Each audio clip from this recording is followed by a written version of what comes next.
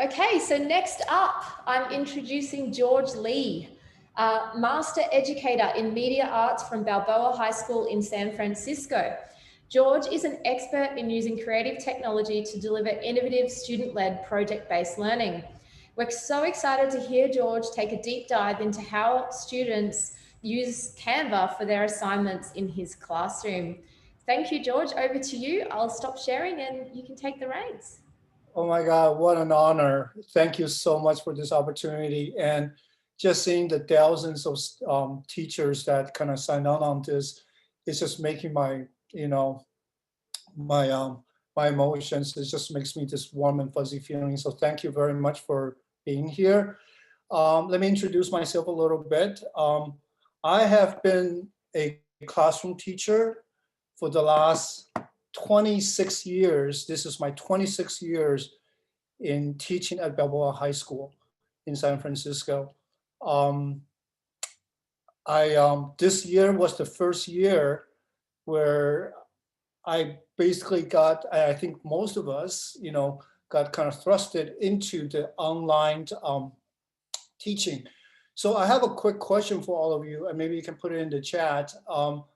I would like to know how many of you, this is actually the first year that you kind of went from classroom teacher, a physical classroom teacher, to being an online teacher. I would like to kind of know a little bit, because I think that I didn't expect to do most of my teaching online.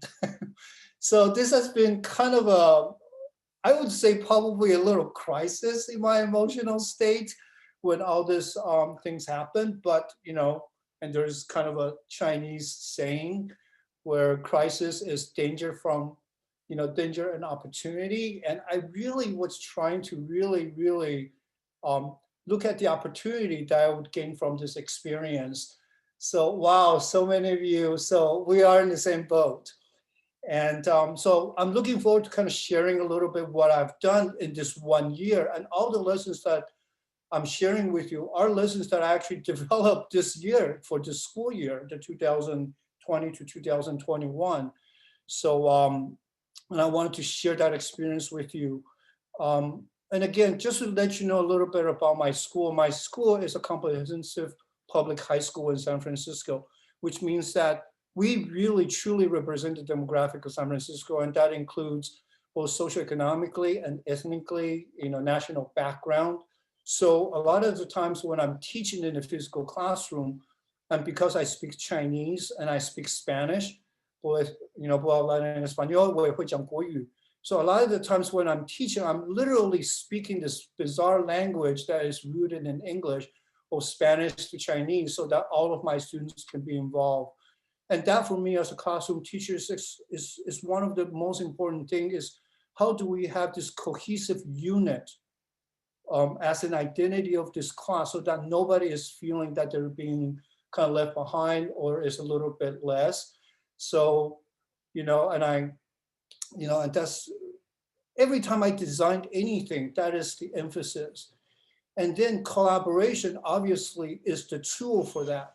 So when I first found out that Canva has this function called simultaneous collaboration, I was just thinking, oh my God, this is probably one of the most powerful educational tools that I can now think in my 27 years of teaching to really facilitate the cohesiveness, the equity of teaching in my classroom.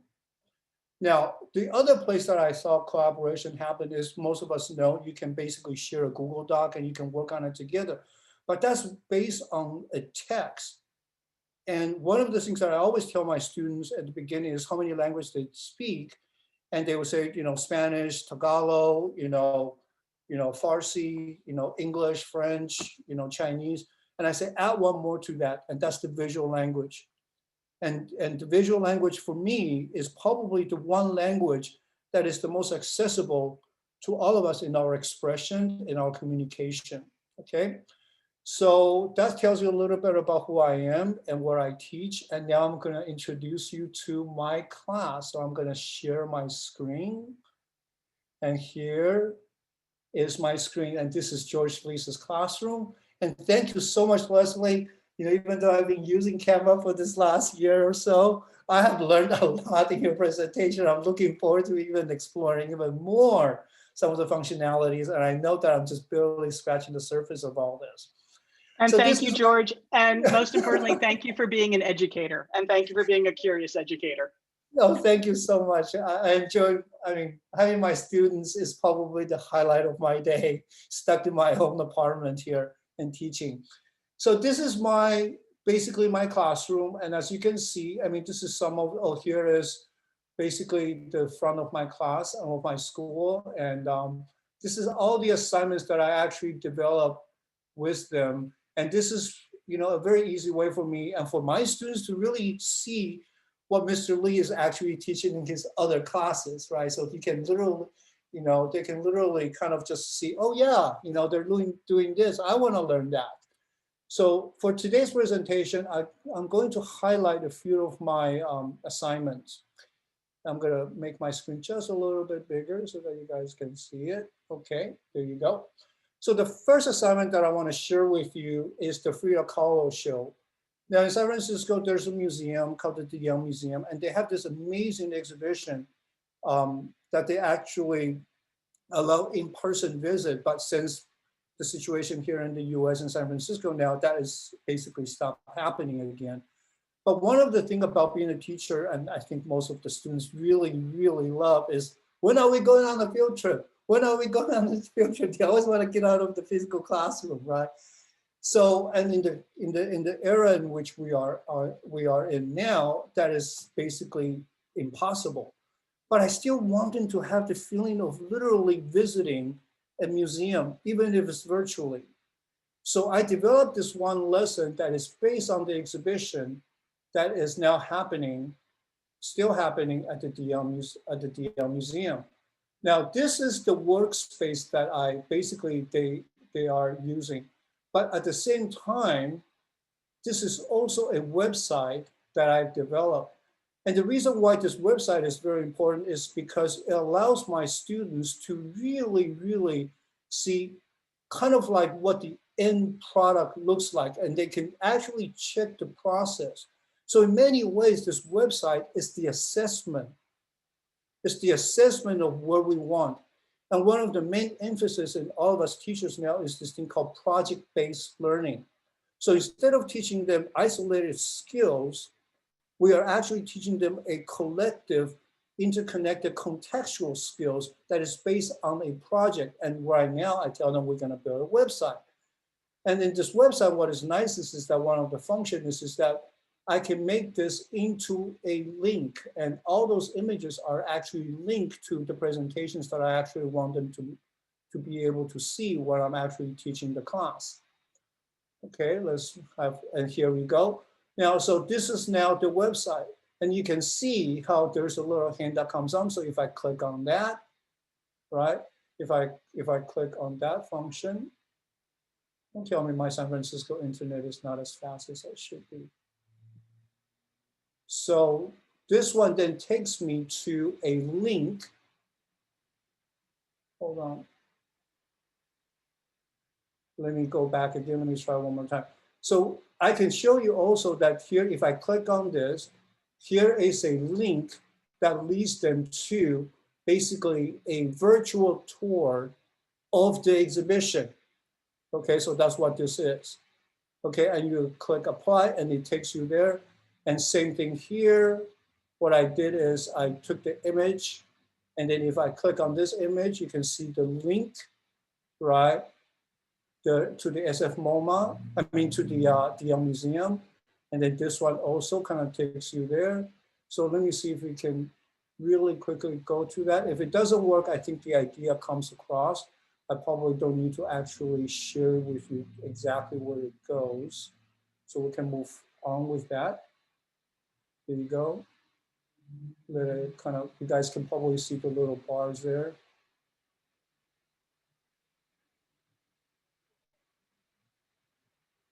There you go. So let me see if this one works a little bit better. That's always the challenge of basically doing online teaching, is the speed and the bandwidth. And this doesn't apply just to teachers, but it also applies to our students. And one of the things that I'm keenly aware of, oh, there we go. So it finally came. So here are all the links that just came. So here's the exhibition, Appearance Can Be Deceiving. So this is the link. So I don't need to share with you guys. So finally they are here. So it just share with you the point that this website links to basically the resources that I want my students to have. Now, let me go into a little bit more about this lesson. So what I did was basically I created a template. And this template is very easy to do. I mean, you go to Elements, you type in, Frida Kahlo, you type in Frida, and then there's all this, and I chose one, I dragged it on there, and I made this template. So the idea is that I wanted my students to basically, I wrote the directions here, basically to really explore the museum, look at the exhibition, really understand Frida Kahlo as an artist and her process of what it means to use symbolism, and also kind of how she actually has done her own self-portrait so that it inspires them to create their own self-portrait. Why is this important to me? Because as you guys know, all of you that have, that have been teaching on Zoom or whatever other platform you've been using, this is that the students will not show you their face. So I have no idea. These students I have never met, in the physical, in real life. I only see their names or whatever kind of icon or emoji they put on. And as a classroom teacher, and this is really just kind of indicative of who we are as teachers, is that even after teaching 27 years, 26, 27 years, I still get a butterfly on the first day of school, trying to meet our students face to face. And this year, I didn't have the opportunity to do that, but I still wanted to. I still wanted to do that because that is how I connect. This is how we make teaching and learning an authentic human endeavor. That's why it is so, so important. So I wanted to do this assignment, and so I'll just show you what it looks like. So they were basically using the Canva. Here is the student, DG, this is his. So you guys can see, here is the, the symbol of the mask. They always, as if you teach teenagers, they're always telling them, take off your earbuds, right? So this is, so here, there is the game, and I can see the kind of maybe the ethnic background, with the Asian lanterns. And then here's another one. This one is really, really amazing. And is actually, this particular student, I kind of know, the hairs, and this hair was actually not made as a hair. It was basically just from the elements, and they basically figure out this kind of strand, and they kept on adding the strand to create this hair. And here we see the motif, the thing, And the nice thing about this is that instead of just using the visual language, they also have an opportunity to really write. Well, I guess my page kind of represents me. It shows what I like. So they have an opportunity to really write in, what they are not able to. And this is, remember, my students literally represents the United Nations. We speak all the languages in my classroom. So this is an opportunity, and I encourage them to actually use their own language to really, really, truly kind of, show their personality and their background, right?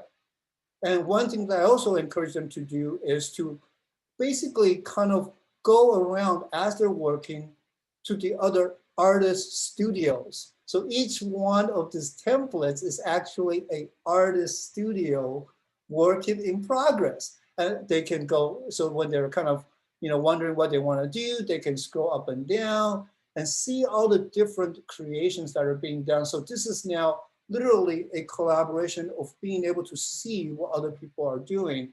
And the nice function about this is that if they click on this, if they click the little chat box then appears, and they can make comments, they can reply. So this is now literally a work space in progress, okay? And now they basically, and then I've given them the opportunity at the very end, we go to the website, and then we then kind of have a presentation. I give them extra points for doing that. So then they get to turn on their microphone and they get to share their screen. So this is now how I've basically kind of done this. Now, the nice thing about this is that if they make a mistake, guess what? Make a duplicate, try it out on another page, and then delete the one that you don't like, so they can constantly, and all I'm doing as a teacher now is I'm scrolling up and down, walking through the different working studios, artist studios, and seeing work in progress. And it's amazing to see the students going from the elements from this function here, literally dragging things.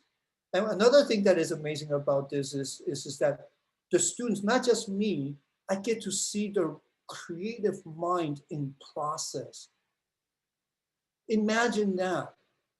As teachers, we're always wondering, what are you really thinking, student? I taught you this instruction. What are you really doing in your mind? Guess what? You can see this almost as an animation of their minds working. When have we ever been able to do that in a real physical classroom? But in the virtual classroom with Canva and simultaneous collaboration, you get to see the mind at work. Imagine the power of that. Imagine the power of that. Anyway, okay, so now I'm going to show you another assignment. So the next assignment that we did is a little bit more complex, and this is all basically sequence, or what we call in education scaffold. So this one has to do with how do we then take a established artist, in this case Kandinsky, right? And I chose Kandinsky because of his particular style of using basic elements of art and the principle of design. So now we are going into basically the basic alphabets of the visual language and the grammar of this visual language, right? So now, but this is not done as an isolated one-on-one. So I'm gonna explain this a little bit more. So here are the, basically the direction is very simple. This is also a website that I created, so again, so the idea here is, now, one of the things that I want you to notice is this. I don't use, this is page 2, but I use the word table because I want you to remember that, even though they are in the virtual world, the kinesthetic experience, as when we're talking about the learning modalities, right? We are visual learners, and I think that's one of the major challenges for us classroom teachers is how do we address all the learning modalities that we have access, that we can actually do in a physical classroom, but when we go onto online learning, we literally are doing visual, it's this two-dimensional world. How do we still encourage this other type of learning modality in the personal, interpersonal, visual, kinesthetic? Kinesthetic is the one that is the most challenging. So, and by the way, there are 60 students that came onto this assignment. This is not just one class. I collaborated with another teacher, and all I needed to do was just share this link to this template. And everybody just signed up. Imagine like literally 60 popping things on there. And once the students are on there, there's a little icon there and you can click on them and it will take you to exactly which page they are on. So a lot of times I'm telling you, hey, are you working? Johnny, are you working? Wen-Lin, are you working? What are you working on? All I need to do is go to the top, click on the thing, and it will take me to that page. And since this is a copy, we don't have those students there. Now, so I tell them when they come in, go find a table. Go find a table. I don't tell them go find a page. I say go find a table. And sit at the table, kind of like in a restaurant, the buffet style. It's like maybe playing musical chairs almost. Go find a table, and what they do is when you go to the table, if you want to know who's at the table, go to the add notes again. And these are the table. I said, please do not have more than 6 students. And I basically put first name, last name. And then I said, no more than 6 people. So if you feel that the table is already packed, go to another table, go to another table, and you can see how here is the other table. There are 4 people here, and then so on and so on and so on. So what they've done is this: once they get assigned to a table, again, the chatting function is very, very useful. They get to, I tell them to introduce themselves. It's beautiful to see literally hundreds and hundreds and hundreds of like little chats just popping up. Like literally, they first have to introduce themselves a little bit, and then they start talking, they reply. And one of the things about online teaching is and you probably know by now, they're much better because they're teenagers at using the text than they're actually at talking verbally.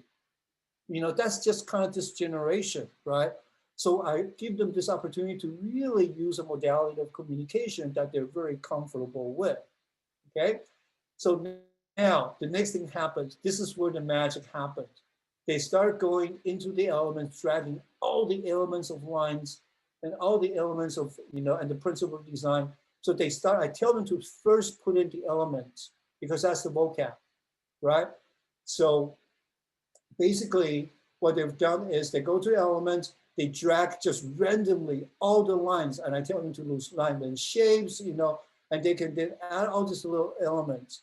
And but then you know that when they just throw a whole bunch of people, I mean a whole bunch of people, when they throw a whole bunch of elements onto a page, it is kind of almost like a pasting. There's no cohesion to the collective union and the meeting of the mind. And this is where the second part of this lesson comes in, which is the principle of design, right? The principle of design is what makes our collective ideas come together, collaboration. So one of the things that I kind of tell them, and we went through all the different, basically the principle of design, the rule of thirds, hierarchy, colors, and all that, you know. So basically now, that's why you can see images that are recognizable. And because we are in the 21st century and there's this wonderful animation thing, now our students is creating basically a 21st century version of the Kandinsky art. And this is what it looks like. This is what it looks like. And the students can, again, go to different studios. They can go to Table 2 studio and look at the, you know, working process. And all I'm doing, the teachers were doing is, we're basically scrolling this up and down. I share my screen so they have a reference to where the teachers is at, you know, kind of like what we're doing now, but they also have their own screen, you know, and most of their communication now, right? Most of the communications now is happening on the chat in Canva rather than on Zoom, which is what we use. And usually this lesson takes about 4 sessions. It takes about 4 sessions, and each one of our sessions is about 70 minutes with a 10-minute break. So that's how long it took to do this assignment. And the beautiful thing about this is, you know what? Because it lives on Canva, it lives on forever, they can come back and work on it anytime they want, asynchronously. So we work in collaboration, you know, and they can literally say, hey, you know, let's work on this thing this afternoon. They can come back, and they've done that. And I can see that every time they communicate in the chat, and I get hundreds of Canva chats. And then I basically say, this is the evidence of your participation. Every chat is worth a certain amount of points so that I can actually give you a grade. So that is really, really, really, you know, and the chats are all saved. You know, it's not here, but those chats are archived and they are in my inbox forever. You know, so that when I go to my grading period at the end of every 6 weeks, I refer back to, I file it into a folder, you know, and then I can then basically give them a grade. And again, the most beautiful thing about this lesson for me as a teacher, okay, the most beautiful thing about me, for me as a teacher, and also for my students, is being able to see minds at work as an animation. This has never, ever happened in my teaching experience. And now I get to see that. And I think that's inspiring. And I think that it induces creativity for our students. And once they get their minds met, they talk and say, this is what we're going to do. So each one of this page has a unique personality, and it reflects the personality of the students that were involved in the team. And they feel so proud of it. They are so proud of it, you know. Now let me go to another assignment. So now we're getting a little bit more complex. And by the way, just as a, I want to just go back. I forgot to say something really important about this. One of the things about this is I'm hoping to meet them in person. And I told my students, I'm going to pull out this assignment and I'm going to use the portrait that you created and identify you through your portraits to see how precise it is. That's something that I'm so looking forward to when I actually see my students, in their life, in a physical space again, and be able to say, oh yeah, this is what you are. So this is kind of fun for them to kind of look forward to the idea when we meet in the, in the real classroom again. Now, let me go back again right here. And here, I just wanted to share a little bit with you. I created this one template, but you can see here second period and fourth period. If you're a classroom teacher, we don't just teach one class. Most of us teach at least 3 to 6 classes. I hope that you don't have more than 6 because the amount of students that you need to hold in your heart becomes a bit overwhelming. That's why we get so tired, So anyway, so these are the 2 classes and these are 2 distinct classes. So I'm just gonna go to second period. And what I did in this class is to basically really have an integrated curriculum with the English teacher, and in this class, they're learning about the hero's journey. I think every single one of us, oh my God, 207, my heart goes out to you, 12 classes, okay? So anyway, so this is basically what they're learning in English, right? So they're learning about the archetypes, and they're learning about the hero's journey. I think we all are on our own unique hero's journey in this very special moment in history. So I wanted them to really be able to kind of watch this movie. I don't know how many of you actually know this movie called The Truman Show. And I often start with the movie Truman Show because it is a show that really kind of incorporates this idea of truth and reality. And most importantly, because this is a media arts class, right? It really tells them about the power of media, the power of information, who holds the truth. And the guiding question is, do you accept the reality in which you are presented? And who we are as actors and who we are, in our actions in the setting. So before this lesson, I taught a lesson about what all images have, which is the premise of a setting, the actors, and the actions. If you think about any visual image or any situation that you have, right, you always start with the context, the setting, right? And then you introduce the characters, and then you have the action which manifests and gets played out in the story. Now, so we watched this movie, we went through, and again, this is a link. So here is a link. I can show you, here, let me make this just a little bit bigger. Let me make this a little bit smaller so you can see all that. So this is actually a link. Now this is a link, this is a link. I'm not going to share with you the link because I don't think I'm gonna have enough time if I do that. But they go to this goes to a link of a tech talk that has to do with, there's like a 6-minute tech talk on the hero's journey. It's really beautifully animated, right? This one goes to a particular scene which has to do with the hero's journey when, Truman, the character, is actually sailing. This one goes to what we call the lunar room in the movie, which controls all the content, where Christoph, the producer, is on there manipulating the rain and all that, okay? So all that, they can, again, go to the website link and basically have access to all the resources that I want them to have. And again, that website is not just a place of resource, but it's also an assessment platform. Because a lot of the times we think of as assessment as at the end of the project. But if you know that if you teach process, assessment is throughout.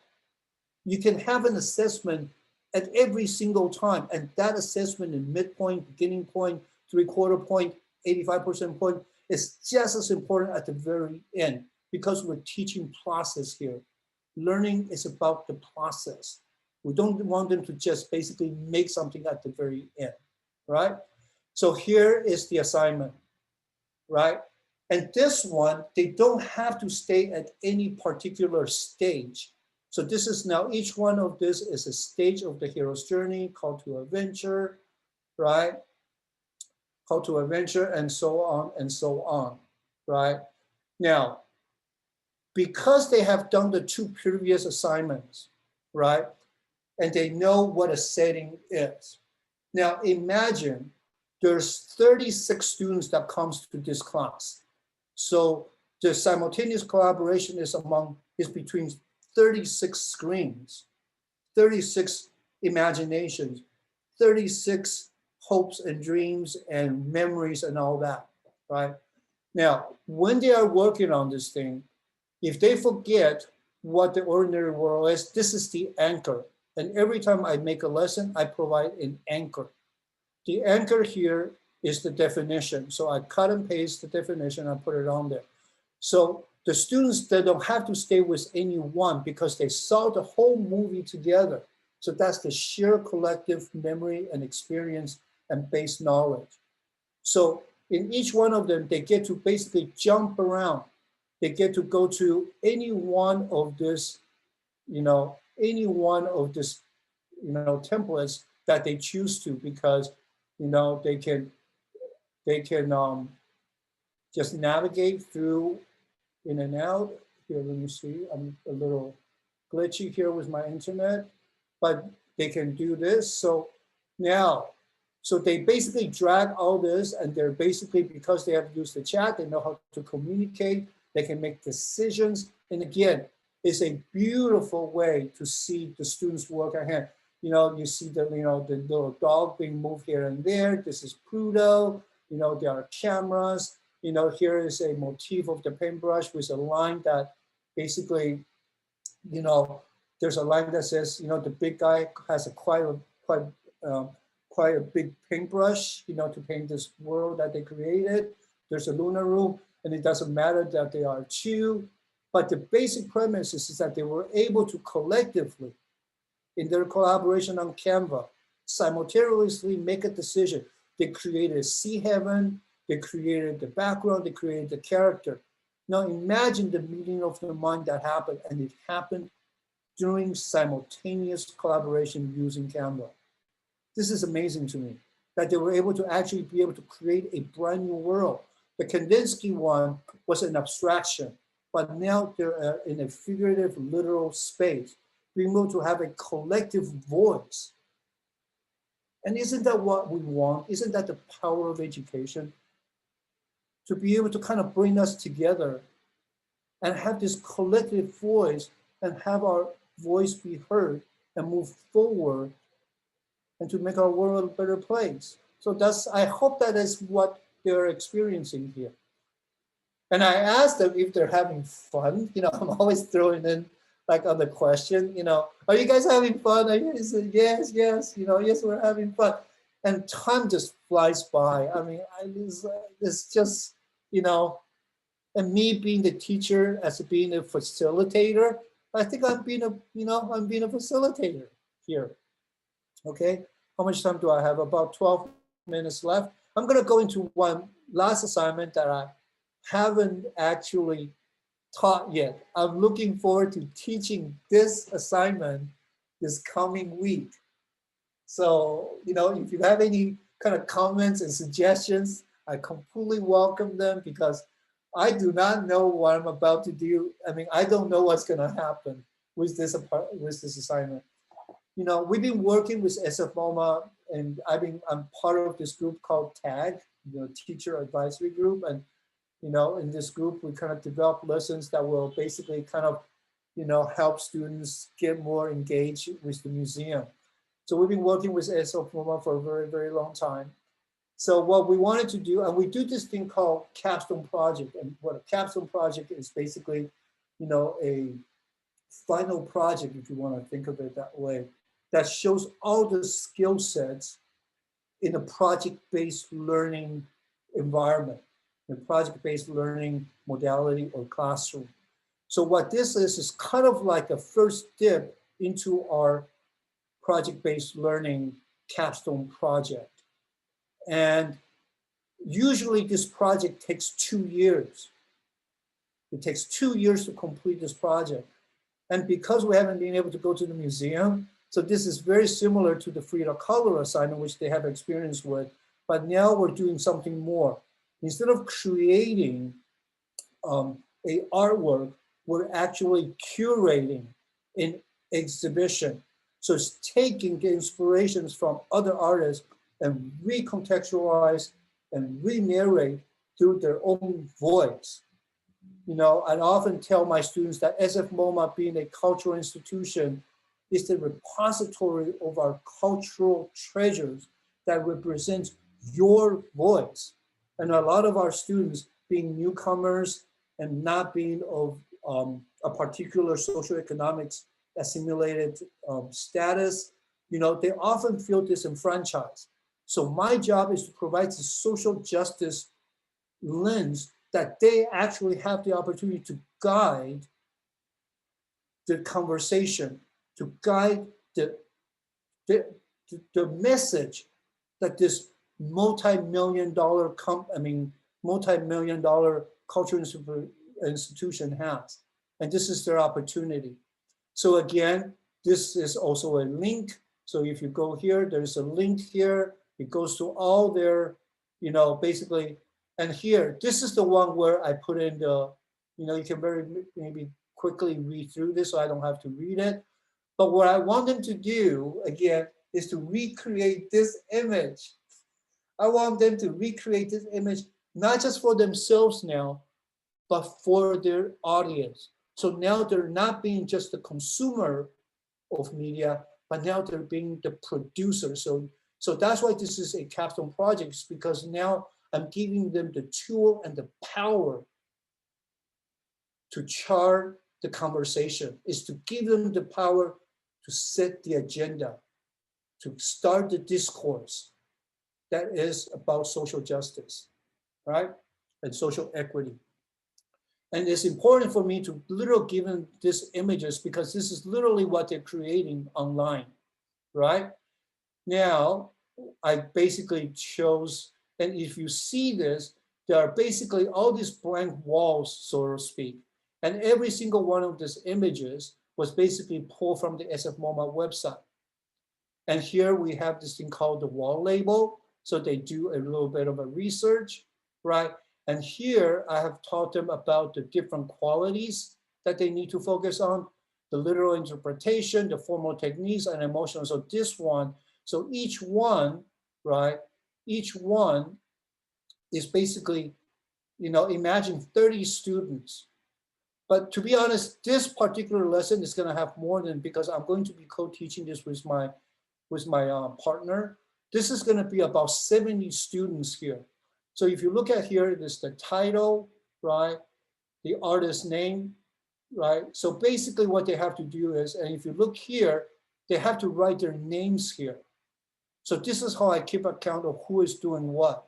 This little your name here is super important because it acknowledges the student and their connection to the artwork. And this is what they write in their own interpretation, what they see as happening, and what their emotional responses to this particular student. This is very, very important to me because it humanizes them as an audience. It's not just a mechanical research of this artwork. And then they would then do this. And then here, they are encouraged to walk around the gallery and look. So this is the first exhibition. It's all just single artwork. Excuse me. And they get to add notes. Excuse me. You know, they get to basically kind of look at it, use the chat to introduce themselves and the artwork to each other. And by the way, just a little background story. The inspiration for this assignment, I actually did about 20 some odd years ago when our President-elect Kamala Harris, who was working here in the Bay Area, we came up with this assignment, this project, and this program called SF MoMA Matches. And the idea behind SF MoMA Matches was to basically bring different people from different backgrounds, come together, walk around the gallery and talk about the art. So this is kind of like that. So this is basically the, 20 years later, the new kind of iteration using Canva is to connect people. So we go through here and then they talk to each other. You're going to start seeing a whole bunch of basically, you know, the chats, kind of come up and the conversations, and I can make comments about their conversations. And then this is the second part that I'm excited about. So this all this blank wall waiting to be filled. This is where I'm excited about. How do you bring two people together? Why are they together? Write a summative statement. Here, they're synthesizing their names, not just one name now, their names. So this is almost like using this as a Google Doc. And here are the two artworks together. And then basically, you see them come together. So I'm going to stop sharing my screen now. I just wanted to show you my face. And again, we were presented with this incredible challenge. And by some, how many people wrote this is the first time doing online teaching? My heart goes out to you. I think we're doing a great job. Or I think Canva has really at least inspired me, to find new ways of teaching after 27 years. And I know for one thing is that what I'm learning here now can very, very easily add to when I go into the classroom. I keep on imagining, how can I take this? And it's a seamless transferring of this. I project this onto my whiteboard with my projector. And instead of just me sitting in my room now, guess what? I get to walk around. I get to walk around my classroom physically and really see both what is going on in their minds on the whiteboard, and also what they're physically there. And I'm looking forward to that. So thank you very much for listening to me. And I think I'll leave to my moderators for if you have any questions. So thank you. Thank you, George. Wow. We can see in the chat that everyone was just so blown away with your inspiration. We have one question. So we heard that this is wonderful and creative. We had a few questions about what if it's a bit too much for some students with the hundreds of little chats, and how do you go about setting some boundaries for the collaborative element of Canva? Well, and again, one of the main thing about misbehaviors, I think this question relates to classroom management in the virtual world. We also use Zoom, right? So we have practiced this many, many, many, many times. So in my experience of teaching, and my students, let me tell you, they are challenging. My students, some of them can go to Harvard and Stanford, and some of them sadly ends up in very, very bad places, So, but even within this wide range of students, kind of, I would think, learning styles and civility, I have not had one problem. And the reason why I think is because there is a foundation, there's an anchor. Students misbehave because they are bored out of their mind. And let me tell you, people, when you start seeing this thing moving, I don't think anybody can really be bored. And the beautiful thing about it is that I realized that a lot of the times, imagine doing this and you ask them to draw it physically, on a piece of paper. And if you don't have a really powerful drawing skills, you then feel discouraged. But what does the Canva element function give you? It gives you hundreds and thousands of ways to engage. So even if you don't know how to draw, you can still access your hopes and dreams and your form of expression in your mind and find an image that approximates that. Imagine the power of making that connection. Isn't that what all teachers want? We want them to, no matter where they are in their learning ability, to still make that connection. So in many ways, this tool allows them to do that, is to make that connection so that they feel whole. And that's why I haven't had any problems. I literally 100% have not had any problem. And I think it's because of the anchor and the activities that happens within this platform. Right. Thank you so much, George. Another common question we got was, how do you structure these types of lessons, and how do you do it so that the students learn to use the platform? Well, it's very intuitive, right? I mean, I use my Google Classroom. Most of us probably are using some sort of Google Classroom. And I basically have a kind of a lesson plan written up, but it's kind of dry and it's really boring. So, because it doesn't have all the beautiful graphics of Canva Classroom. So what I do is I start my class in Zoom and I kind of go through very quickly what is in Google Classroom, and I can still gauge, intuitively, based on my Zoom experience with them, that they kind of get bored. And then I send them the link to Canva, right? So I usually have what is called a do know assignment on Zoom, so that I know they're engaged, that their internet and their computer is working properly. And then I say, okay, now that you're finished with your Zoom assignment, and I use the Zoom chat quite a bit. My Zoom chat is like literally paragraphs and paragraphs. They're not just short little words. And then they all go to, say, okay, let's meet on Canva, and everybody then goes to Canva, and that's when the fun begins. That's usually how I structure it. Let's meet on Canva, and they're having fun there. Wow, amazing. Thank you, George. You're welcome. All right, well, we might move on now, and I'm